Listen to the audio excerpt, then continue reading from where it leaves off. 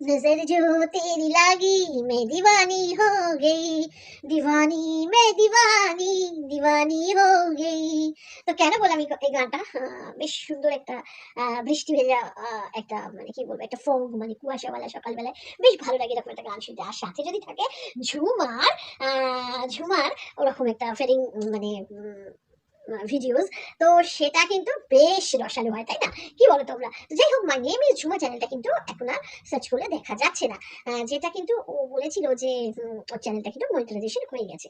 তো সেখানে সে যা ভিডিও দিয়েছে সেটা কিন্তু দেখার মতন। এই মানে মিষ্টি ভেজা একটা স্নিগ্ধতা মাখা সুন্দর মিষ্টি সকালে কিন্তু একটা দারুণ অনুভূতি এনে দেবে। তো বন্ধুরা, কেমন আছো সবাই? আশা করি অনেক অনেক ভালো আছো। বঙ্গ কথা ছোট ব্লগে তোমাদের সবাইকে স্বাগত জানিয়ে আমি কিন্তু আমার ছোট ব্লগটা নিয়ে এলাম। তো যারা দেখছো কিন্তু অবশ্যই একটু লাইক কমেন্ট করে দিয়েছে আমার জন্য না, ঝুমা চ্যানেলের জন্য। তো কারণ ঝুমা যেটা দেখিয়েছে সেটা হলো মানে ভেরি ফিডিং মানে ফিডিং ভিডিও। তো দেখো, আমাদের সবার 25-26 বছর আগে বিয়ে হয়ে গেছে, আমাদের তত ছোট বাচ্চা নেই, সবই বড় বড় বাচ্চারা। আমি যদিও জানি যে ঝুমার কিন্তু বড়ই ছেলে আছে একটা, তো সেই ক্ষেত্রে দাঁড়িয়ে ও যেটা করেছে ফিডিং ভিডিও, মানে জাস্ট লাজবাব লাজবাব, মানে কি বলবো। তো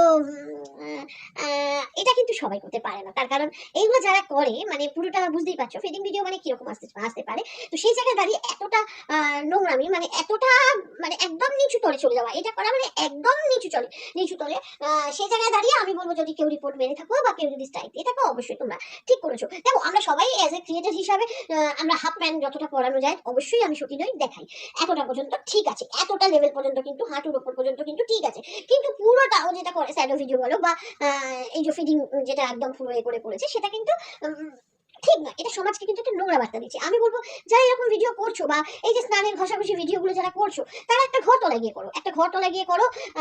কি বলতো, তাদের জন্য একটা পার্সোনালি একটা জায়গা সরকার থেকে বলো এ থেকে বলো বেঁধে দিয়েছে, যাতে তারা সেরকম ভাবে ভালোভাবে তারাও বাঁচতে পারে, আর আমাদের সাংসারিক জীবনে যাতে কোনো রকম ভাবে এফেক্ট না পড়ে।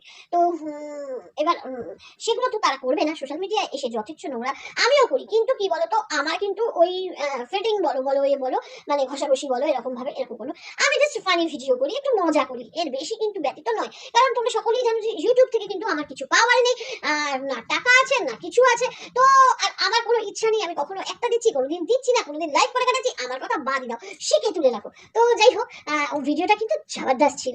তো এখন কিন্তু মাই নেম ইজ ঝুমা চ্যানেলটা কিন্তু সার্চ করলে আসছে না, জানি না কেন, কি বৃত্তান্ত।